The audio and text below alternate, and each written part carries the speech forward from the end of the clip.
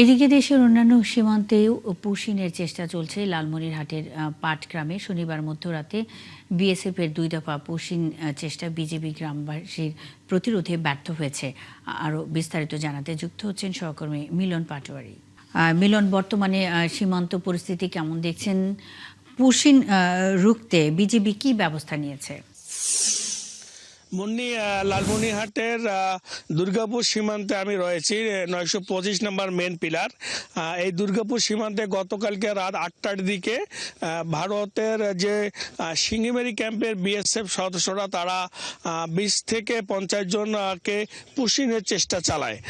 পুশিনের চেষ্টা চালার কারণে স্থানীয় গ্রামবাসীরা যখন বিশেষ করে টের পায় যে ভারতের যে সার্চলাইটগুলো সন্ধ্যার পর তারা নিভিয়ে রাখে, তা বাংলাদেশি গ্রামবাসীরা টের পায় যে তারা পুশিনের চেষ্টা চালাচ্ছে।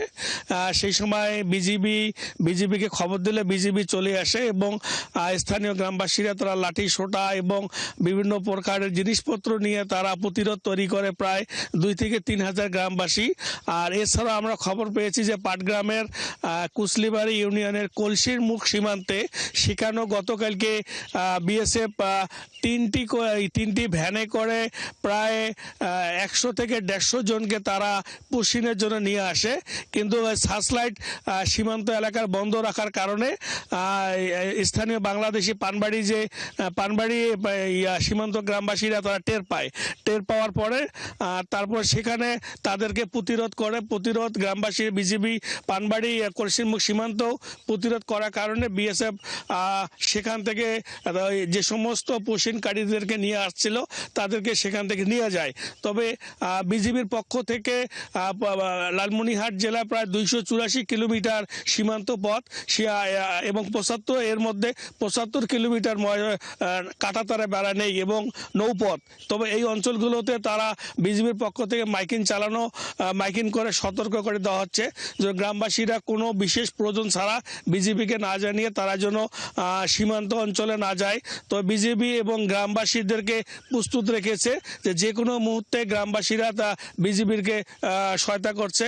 তবে লালমনিরহাটের দুর্গাপুর সীমান্তে গত শুক্রবারও প্রায় তারা বিএসএফ পুশিনের চেষ্টা চালিয়ে ব্যর্থ হয়েছে। আবার আজকে সোমবার, গতকালকে রাত্রে রবিবারও তারা একই চেষ্টা চালিয়েছে।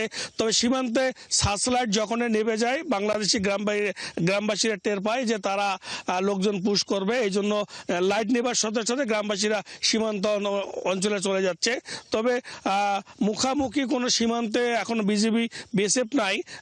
তবে বিএসএফরা মানে সীমান্তের ওপার থেকেই যে লোকজন খবর পাঠিয়েছে যে তাদের সীমান্তে কাঁটাতারেবার ওদিকে তারা একটা ঘর তৈরি করে সেখানে তারা ওই পুশিনকারীদেরকে সেখানে মজুদ রাখে।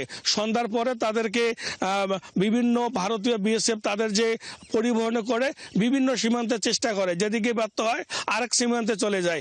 এইভাবে লালমনিরহাট জেলার সীমান্তগুলোর উত্তেজনা সৃষ্টি হচ্ছে। বিজিবিও সতর্ক অবস্থা রয়েছে গ্রামবাসীদেরকে নিয়ে। মুন্নি, এই ছিল লালমনিরহাটের সীমান্তের সর্বশেষ খবর। মিলন পাটোয়ারি সঙ্গেই থাকবেন, খবর রাখতে থাকুন। সীমান্তে পুশিন নিয়ে সবশেষ খবর জানাতে লালমনিরহাট থেকে মিলন পাটোয়ারি যুক্ত ছিলেন।